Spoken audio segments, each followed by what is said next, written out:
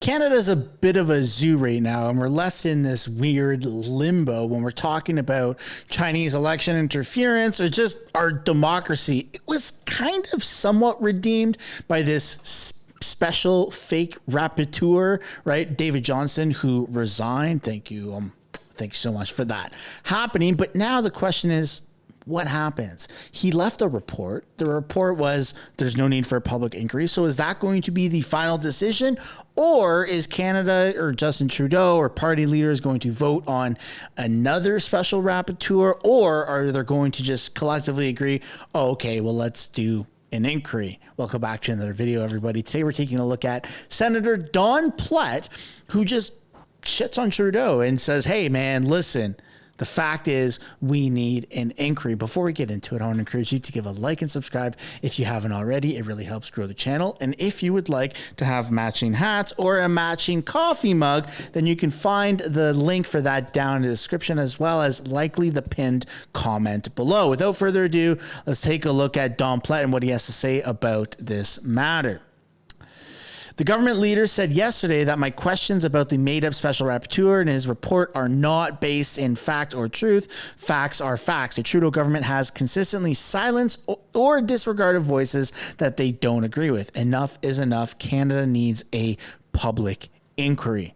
And well, I'll pass the question off to you before I click play. Do you agree with that? Do you think that Canada would greatly benefit from a public inquiry, or are you a communist and you think, no, everything is okay? Sure. My question again is for the Trudeau leader in the Senate. Sure. Leader, yesterday you indicated that my questions about the made-up rapporteur and his report are not based in fact or truth. You may not like what I'm saying, Leader, but I'm laying out facts.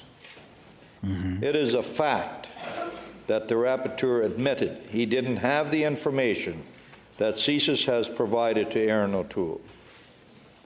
It is a fact that the rapporteur's report doesn't mention the Trudeau Foundation at all. It is a fact that his report also doesn't mention Beijing's police stations in our country.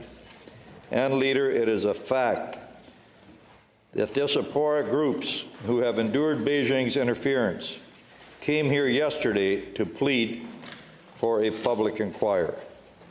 Which of these facts, Leader, do you dispute? Senator Gold. Well, thank you for your question.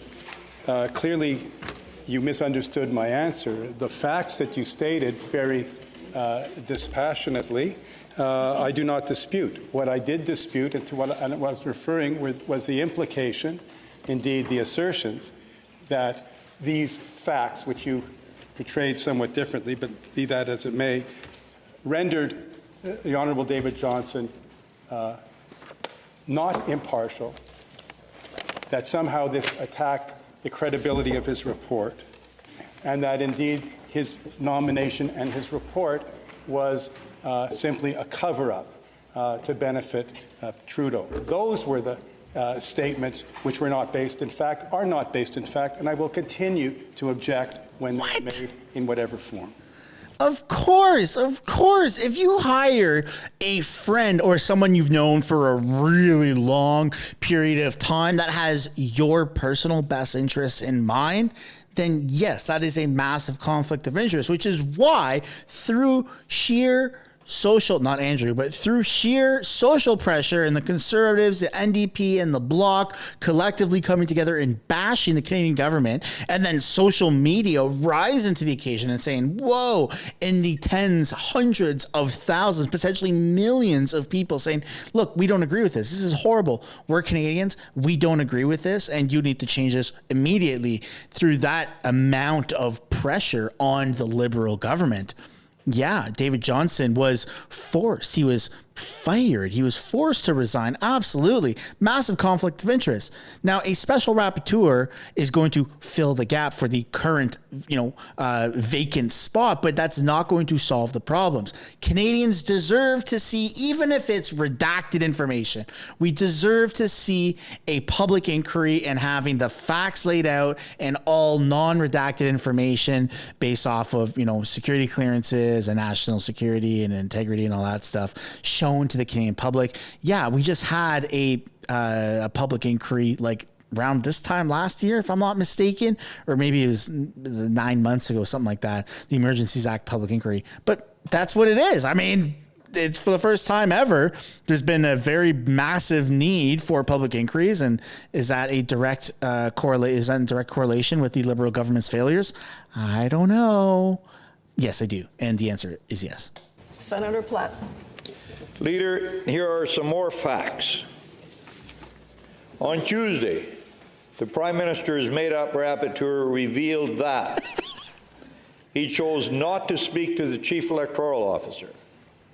He chose not to speak to the Elections Commissioner. He didn't speak to the MP who left the Liberal caucus after being accused of very serious allegations. He confirmed the Prime Minister was aware of specific irregularities surrounding the nomination of that MP. He wasn't aware his legal counsel donated thousands of dollars to the federal Liberal Party. He's getting free media advice from Liberal and NDP strategists, which begs the question, if he's getting free advice, why were taxpayers' dollars used going to Navigator until he found out, of course, there were very serious reasons why he shouldn't have Navigator, but clearly this was after he had hired them. Leader, Canadians are shaking their heads in disbelief. Is there anyone with common sense left in the Trudeau government? And who will demand a public inquiry? Senator. Well, all party leaders, including members of the Senate, have agreed, yes, we need a public inquiry. Even Jagmeet has been on board with that. He doesn't want an election because he feels that the integrity of our Canadian democracy is still intact and that there's no need for an election, but he'll get there. He'll get there.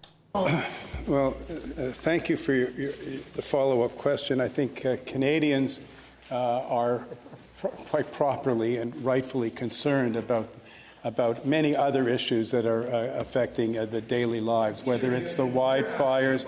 Yes, and I've answered them literally on virtually every question period, and I'll say it again. The position of the government is that it has confidence in the special rapporteur and the report, which contained valuable information and for how we can better protect ourselves, and a process going forward in which further work will be done in that regard. And I will refrain from commenting again on the way in which you characterize and depict the Honourable David Johnston. Well, his integrity isn't in question. It's the conflict of interest that's always been in question, which is ultimately why he's resigned. Now, would I be happy and would you be happy if you have a nonpartisan, non-biased, judge fill that role of special rapporteur and a public inquiry just not come to fruition? Yeah, I mean, we'll take what we can get at the end of the day, but ultimately, the majority of people want and deserve, frankly, a public inquiry because it's access to more information and it's out there, it's public, and if they have to do what they've done during the Emergencies Act public inquiry and have a bunch of documents that have black boxes over the writing as redacted, then so be it. But at least go through the process, do it right, because this is what democracy is about, and this is how you can tell that a country is not fallen into a banana republic, which we're kind of on the verge of. But I'd love to know what you guys think of this video. Do you agree with Senator Don Plett that we should do a public inquiry, or do you think, no, let's continue to live in a banana republic communist country? Thanks for watching. Don't forget to give a like and subscribe if you haven't already, and I'll see you in the next one. Thanks so much for making it to the end of the video. If you want to support the channel financially, you can do so by checking out the merch shop linked right up there. Or if you want to do something for free, which is also absolutely acceptable and highly encouraged, you can subscribe right there. If you want to continue watching videos like this,